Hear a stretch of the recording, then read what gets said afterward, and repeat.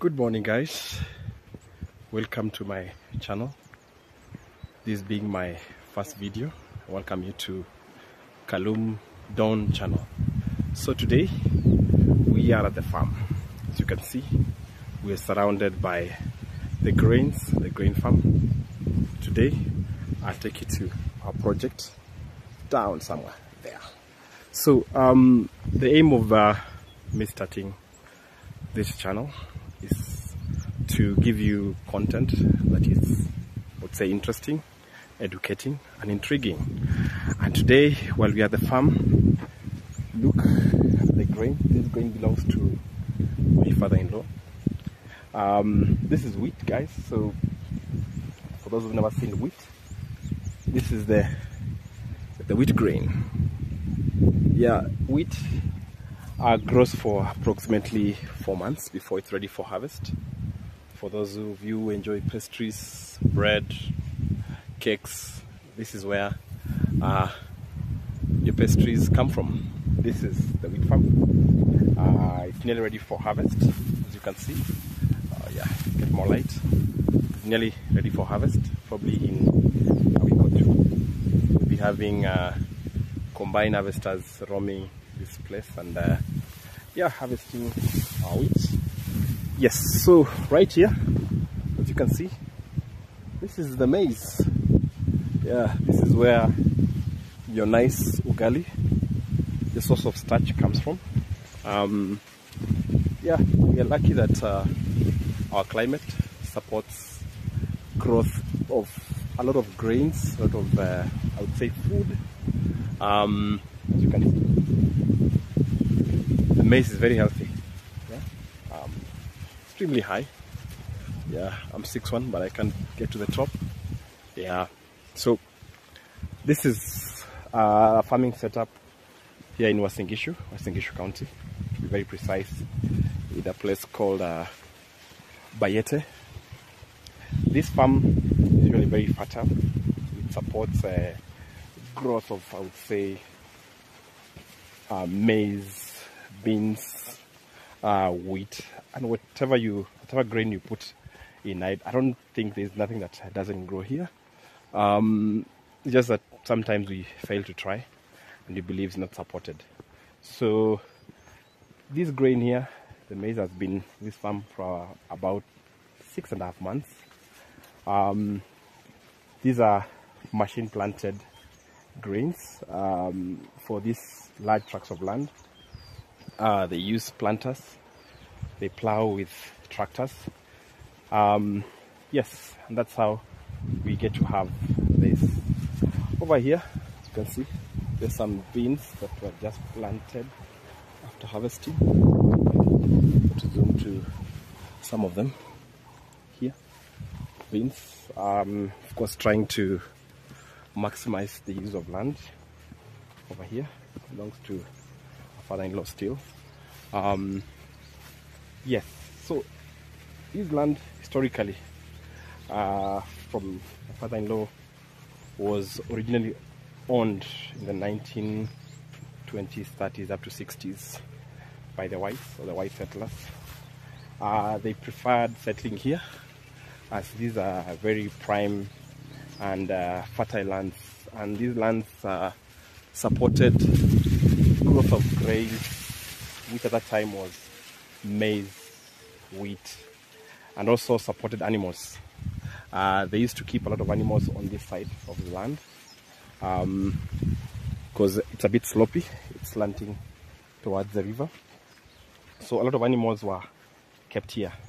I'm informed that they used to keep cows somewhere here. Yes, they used to get milk, they used to make probably cheese and butter.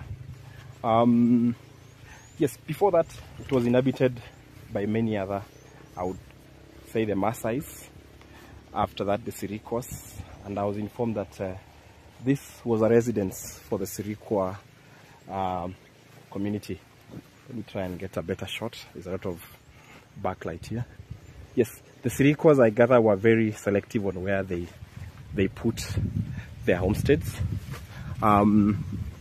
They selected very warm areas a bit secure from animals. A lot of wild animals roaming around this area, so they chose specifically here. Why is this is a very, as you can feel, there's no wind here. It's that side is a bit high. It slopes over here, and there are a lot of stones, so they used to make their homes using stones. There was, like, I think a small ditch, I would say a ditch here, that they used to put their homes. I'm informed that there were several homes over here. Probably, I would assume there was the main house over here. The youngsters were over there. The girls were probably kept over there. And down the other side, I'll go and show you a pile of stones that I presume was a home, and the second home for the Sirikos. After which the whites came. They utilized this land very well, I would say that. They realized the commercial value for these lands. After that, our grandfather bought some of this land. Probably I would get my father-in-law to speak over that later on in future videos. I think he has a lot of knowledge, a lot of information on that. So walk with me as we go to the farm. It's a beautiful day for sure. As you can see, it's a blue sky. Yeah, very good, very clear. We've been having rains for the last 3 weeks. There's a lot of grass here for the cows, for the goats. So it's a beautiful day for sure here. Fresh air, no noise. The only noise you'll get to hear is noise from the birds. Yeah, I'll put on my cape. It's the sun is very bright. It's a bit sunny. Yeah, so welcome and walk with me as we go to the farm. Yeah, my father-in-law has tried to plant a lot of nice trees here, so to get nice fresh air. As you can see all the way up there, a lot of trees, the cypress trees. They are kept for timber. There are indigenous trees here. Yeah, I can see some type of tree here that is used for medicine, for sure. For those who know this tree, or this plant, or this herb, they can put on the comments below. What herb is this? In our native language, we call it imaniat. So somebody can give us the English name for this herb. It was used by our grandparents to, when you have a, I would say, a bad stomach, when you've eaten something bad, they would prepare some drink for you. Also, it has very good oil, castor oil. Oh yeah, that's a castor plant, probably. That's a castor plant. So it has seeds that produce castor oil. As we go down to our farm, yeah, there are a lot of nice trees. For those who know this one, they can also put it in the comments. It has a nice fruit. Usually, it ripens the same time with the maize. I don't know why that happens, because I think the birds at this season get a lot of food. This being one of the fruit that we eat a lot over here. Very tasty. And the birds know how to look for the ripe fruits. You can see here, this is already consumed, only the seeds are remaining. Very starchy, very fulfilling. Yeah, more castor over here. Yeah, yes, so yeah, more wheat for, I would say, for you guys. This area is very productive. It's classified as a, say, a bread basket, a production zone for grains, yeah, for wheat, for maize. People do a lot of large-scale farming over here. Though over time, we've seen land, of course, being subdivided, and we've seen reduction of farm sizes. So people are doing small-time farming.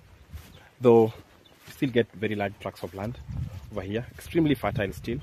Thank God for that. We use fertilizer to top up, or to top up for the depleted soils over time. Of course, farming over time depletes the soil. There's another very interesting tree over here. It's of medicinal value. We usually see old ladies coming to pick the bark from this tree. For those who know this tree also, in the comments, please put the name to help us know what the name of this tree is. Yes, so let's walk together to our farm. Yes, another bright, beautiful day. You can hear the birds chirping. Yes, they are very happy. Their bellies are full. It's the best season for them. Lots of food. I would say, yes, look at this one.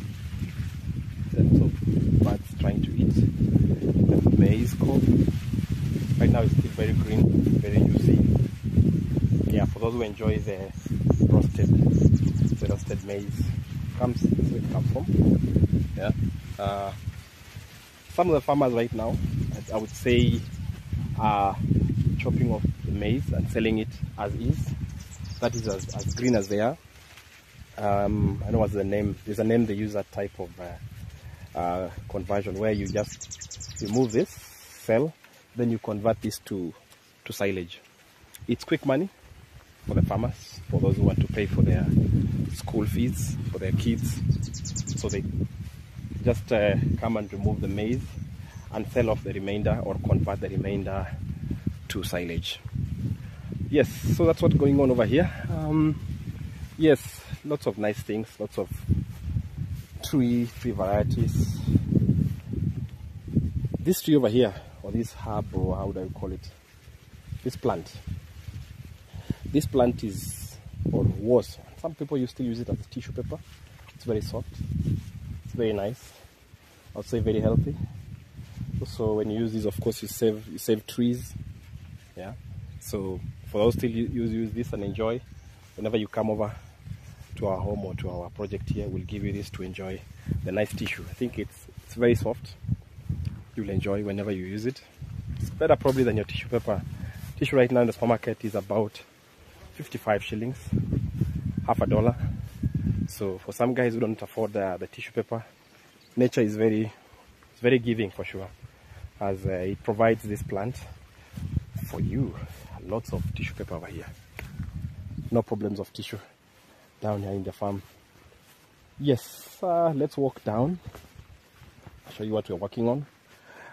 We are trying to work on 1, 2, 3 projects over here in the farm.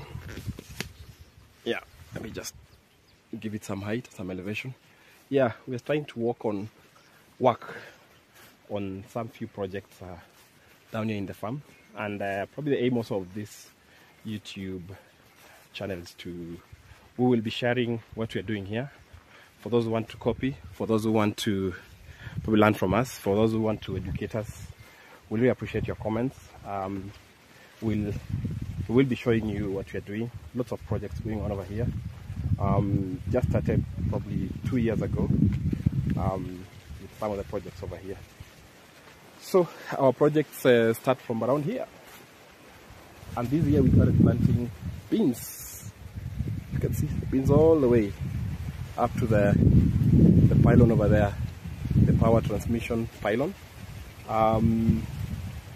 We planted the first plant, however we lost it due to this land over here was sprayed with some herbicide to control the weeds, and it was very windy, so we ended up having the chemicals coming over to our beans, and we lost the whole crop. Unfortunate, but it was a landing point for us. So but we've done the second plant, and yeah, we expect some nice harvest at the end of the year. Approximately around, I would think, 3 months. Yes. Also over there we have our tree planting project, which I think we started 4 years ago. We've planted cypress. In between we have I would say the traditional acacia tree that I think grew up on its own. Yes. So welcome to our project over here, where we are doing beans. Naje, Coffee here? Yes, we are doing beans over here. And also the big project now, which we are going to, probably I'll go to show you guys, is this. Coffee. This is our pilot project. We started this project last year. We planted around 600 plants. However, we lost around 280 to 300 due to, I think we got this variety, which is Batian variety, from Kalum in Nairobi. Due to transportation, I think most of the plants were affected by transportation, and we lost like 300.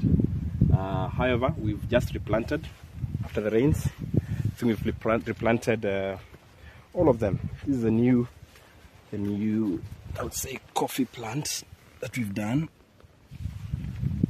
The newbies were just been planted. Yeah, we've planted in this portion around 610 Batian coffee seedlings. We expect probably the next 3 years we will be harvesting some coffee. It's a very thrilling project for us. I would, in subsequent videos, be showing you how we planted, the spacing that we adopted, the dimensions, how we fertigated the soil. We are trying to go as organic as possible. We sourced a lot of manure from the farms up there, from our homes, from the neighbors. We transported all the way to the farm here. So, coffee it is. We are trying to get our own manure from our farm and take it to our project down here. We've decided to rear goats and Dorpers, and yeah, so that we are able to raise manure. Right now, everybody is trying to save costs. The price of fertilizer had gone up, so right now is a bit subsidized, and to get manure is not easy.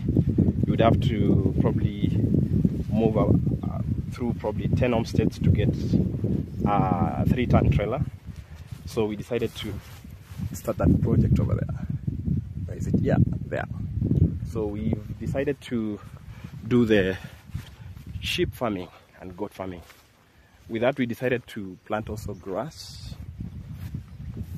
For those who know this type of grass, Rhodes grass, aka Boma Rhodes. Boma is because it's planted in a section in a farm, so it's called Boma Rhodes.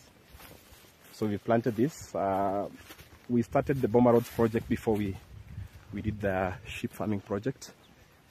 The aim was to supplement feed for cows that are on that side.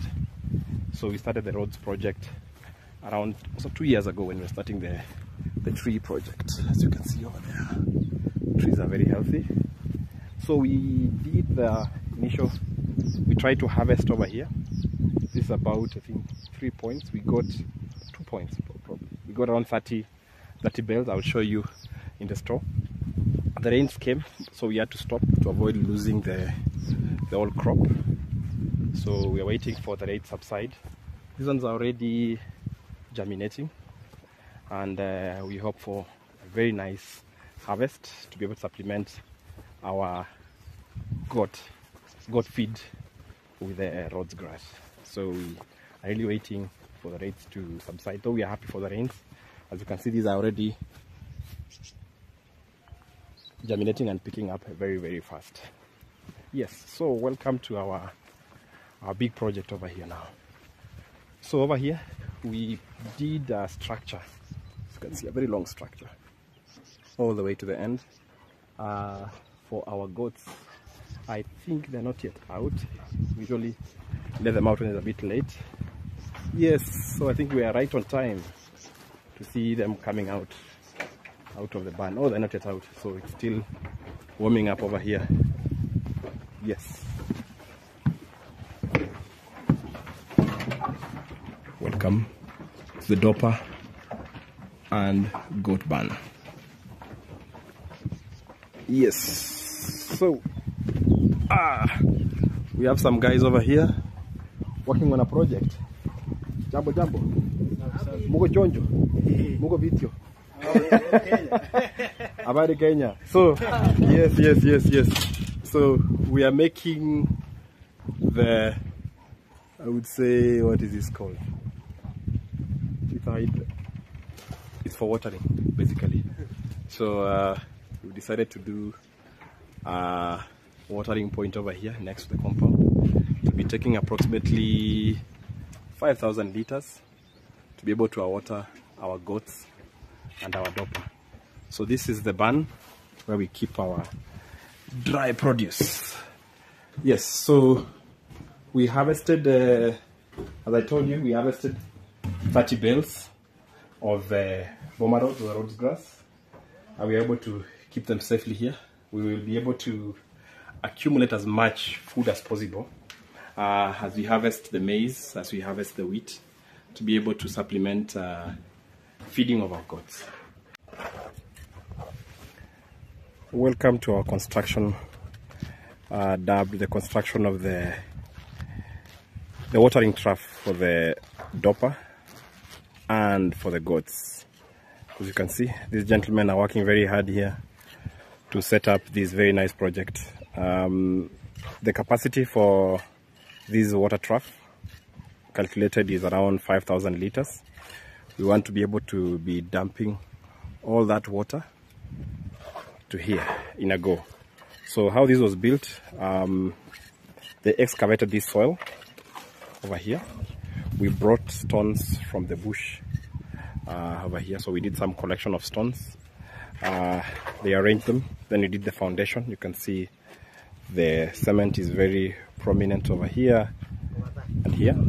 Afterwards, we used the bricks now to prepare the trough. These bricks were brought from a place called Keses. That's the remaining bricks. We used some sand from the nearby center here. As you can see, there are two compartments over here.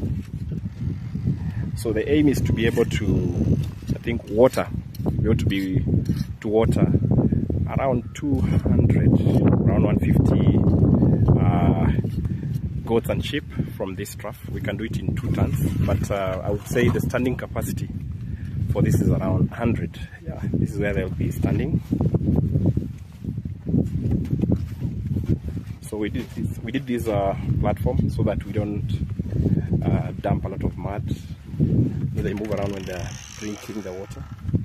So we did that platform for them to stand, and we'll be able to add more stones to the end here when we are done to give it a very nice finish. I'll be able to share with you the final product of the watering trough. Right now they're cleaning the house. They're still inside, still not very warm, so I'll be able to show you what our able farmhand is doing. Yeah, you can see he's cleaning or pushing down the manure. Salimia watu bwana kwa camera. That's Mr. Dennis. Yes, he's doing some good work here. So this manure, you can see it's going down there. We'll be able to collect it and supply it to our coffee farm. Those are our goats. Hi goats. Say hi to the camera. Yes, you can see there's some goats over there. Oh, the Dorper, they're looking at the camera. Hi. Let me adjust the camera. Yeah. Let me just give some length. There are guys who are fighting over there for food. Yes, they're enjoying the salt, some supplements. Yeah, so those are the goats. We'll give you a shot when they're coming out of the barn. This is the manure that has come down from the top. Oh yes, that's what you're looking for. The sweet, nice manure.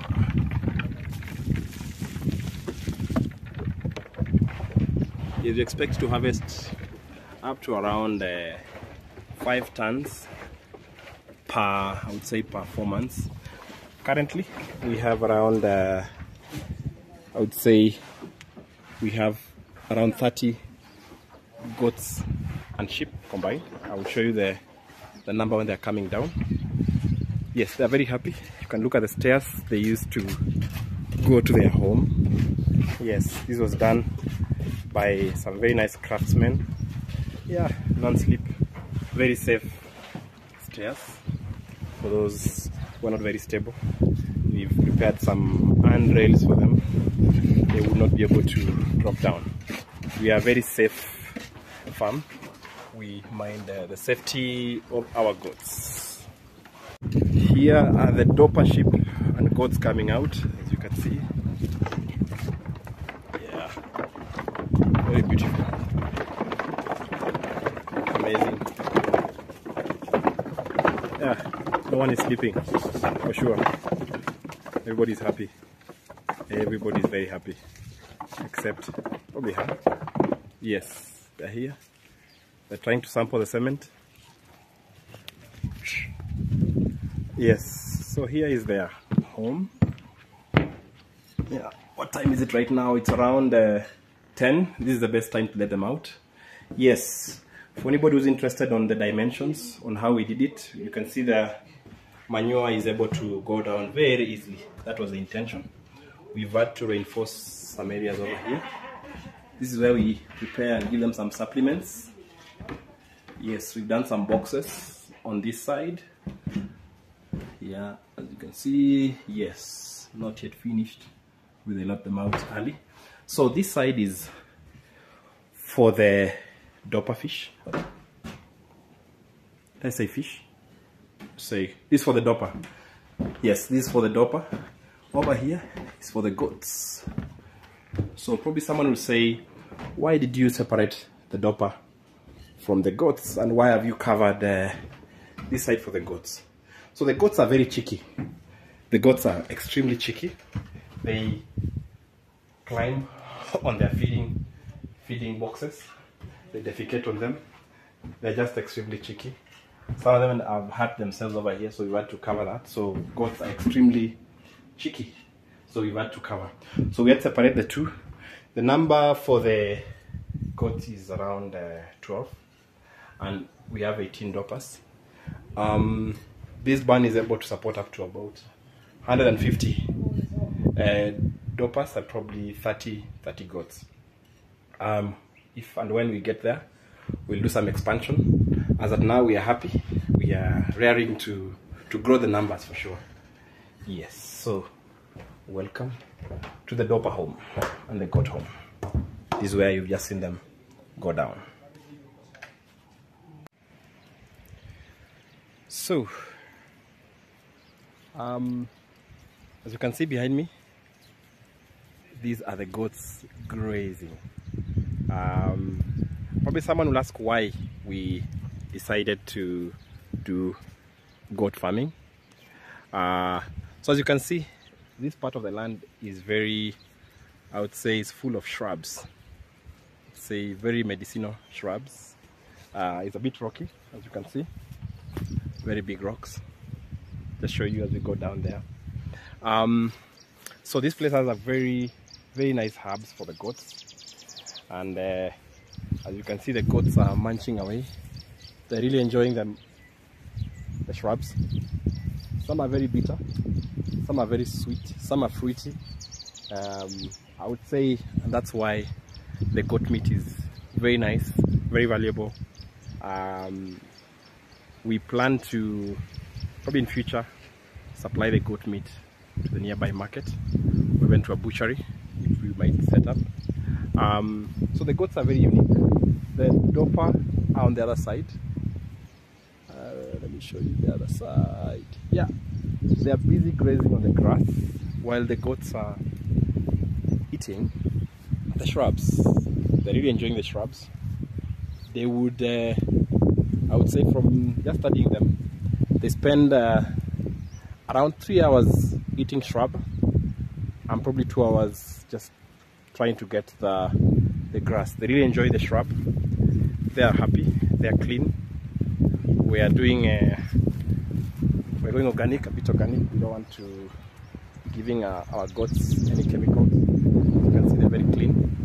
What we probably do only is deworming them After that, nothing else. They enjoy the rocks, they enjoy the shrubs, they run around here, they go distance. I'll tell you, they would go straight up to that place over there. They enjoy all this bush. Let me just take you closer. Yeah, it's very rocky over here. Yeah, as I said at the beginning of the video, this place was inhabited by the Sirikwas way before. Look at this rock. I'll show you a bigger one down the stream. So you see this bush? These are the acacia plants. Very, very sweet for the goats. I see them nibbling away anytime they're out. Acacia plants. Yes, we have some. It's a wild fruit. Let me look for the one that's a bit ripe or big. We had to cut down this for the goats to be able to reach them. As we go down here, we'll be able to. Yes, I've seen one that has flowered. Yes. Anybody knows the name of this plant? It's a very nice plant, I would say, both for the human being and for the goats. Goats love them. Human beings use it as medicine also. A lot of medicine in our farm. This is called, it has a lot of thorns, very sharp thorns. Oh my, look. Very, very sharp. There's nothing that can stop that from reaching your foot. It even pushes through the tractor's tire. Yeah, it has fruits when it's fruiting season. Very nice fruit, very tasty, blue. They'll turn your tongue to blue. The roots for this plant, when you just go in and get the roots, you dry it, wash, boil. It gives you very white soup. When you drink, cleans your kidneys. Good for men, as I was told by one old man over here. So it's good for the kidneys for sure. Good for the kidneys. Yes, this is our river. As you can see, very rocky. Yeah, we've done some rock formations or rock boundary over there. Let me show you a rock strata that I think starts all the way from here all the way to the end. Probably in future this will be some spots for doing the barbecues or such. Yes, so this is our river. This is our nice seasonal river. At the end of the season, you usually see reduction of water. Yes, but we never lack water over here. We have neighbors coming from the other side, coming to fetch water from this river. That is the river. Yes, so we'll go up here. I'll show you the Dorpers doing their thing. Yes, we're going uphill. A lot of shrubs here. The goats love this blackjack. I've also never seen blackjack. It's here. Yes, so usually when we release the goats and the sheep, they tend to part ways as the goats go straight to the bush and the sheep roam to the grass. Let me see if I can see them over here. Yes, they're there. You can see Dennis trying to get them to where the goats are. There are the sheep. They just strayed into the grass straight away. Now they're being joined together so they can start. As mentioned earlier in the video, the Sirikwas used to inhabit this land, and from my study of the rock structure or the rocks on this area, this looks like was their second home apart from the one that I showed you earlier on in the video. So why I'm saying that is this place essentially is very, very warm. During the rainy season, how the rocks are arranged, the water goes around it, as you can see. Look at the rocks. So the water tends to go around it, and there's a very solid, I would say, rock strata here that I would assume made their home. This place over here has a lot of rocks which nobody arranged. It's been like this forever. We've had this tree coming up. Let me give you a better shot of that tree. It's not anywhere else on this land. We presume probably it was planted by the Sirikwas. We see it growing. We've tried to cut it. We've tried to cut that one. It's grown, but we have a very big one over there. There's also another rock, I would say, that have been assembled or put together down here. This looks like it was a second homestead. Probably they were using this to keep their cows and their goats for them to access the water very easily. Yes, as you can see, there's no wind over here. It's very, very quiet. Up there is very windy. Just look at those blue gum trees, the way they're shaking. But it's very, very quiet over here. It's a very conducive place to set up a home, if I'm a Sirikwa. Yes, I've seen it. So let's look at this rock collection. Yeah, look at this. This is amazing. So it's over here, and another one all the way here. You can see rocks arranged very, very well. It's quiet. Yes, here you can see that. That is a mound of rock. I would say looks like somebody took time to arrange those rocks. So here, gentlemen, is where the Sirikwas used to reside. I would bring in an old chap, somebody who's been here longer than me, who's been alive more than me, to give us that history, to give more perspective. Yes, look at these rocks. It's so nice. Let me have a seat over here. Yes, as we end this video, let's enjoy this very quiet, tranquil, rocky structure. Yes, this definitely was a home set up by the Sirikwas. Very quiet, no wind, just you enjoy the birds. I wish I had a better microphone. You would hear the birds chipping away. Yeah, we'll end the video there for today. Thank you very much. Welcome to the channel.